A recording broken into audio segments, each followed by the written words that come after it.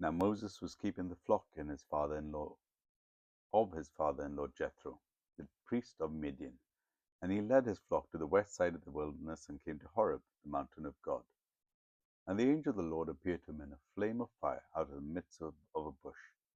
He looked, and behold, the bush was burning, yet it was not consumed. And Moses said, I will turn aside to see this great sight.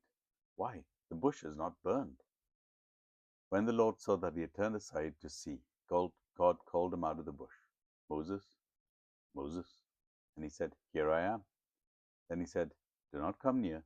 Take your sandals off your feet, for the place on which you are standing is holy ground.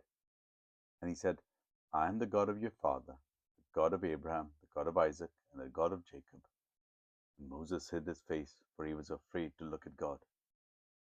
Then the Lord said, I have surely seen the affliction of my people who are in Egypt, and have heard their cry because of their taskmasters.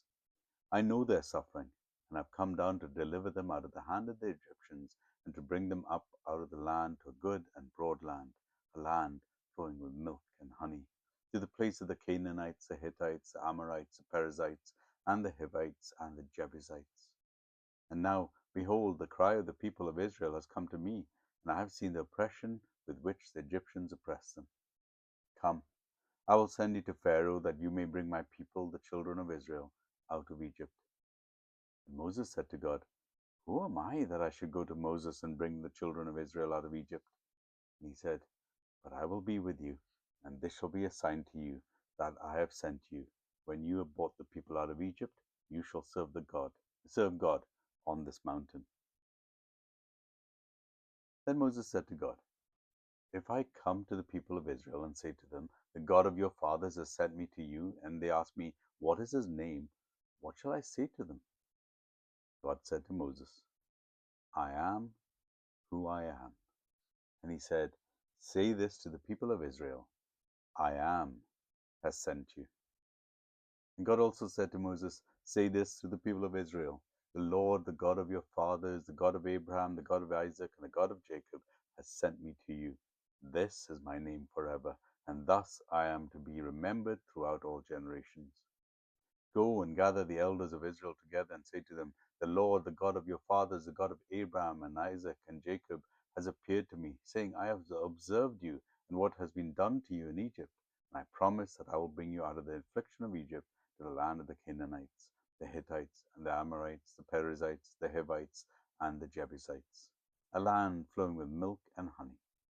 And they will listen to your voice, and you and the elders of Israel shall go up to the king of Egypt and say to him, The Lord, the God of Hebrews, has sent with us, and now please let us go a 3-day journey into the wilderness, that we may sacrifice to the Lord our God.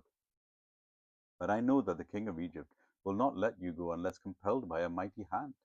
So I will stretch out my hand and strike Egypt with all the wonders that I will do in it.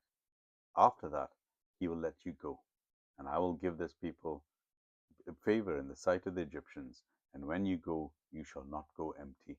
But each woman shall ask of her neighbor, and any woman who lives in her house, for silver and gold jewelry, and for clothing. You shall put them on your sons and on your daughters, so you shall plunder the Egyptians.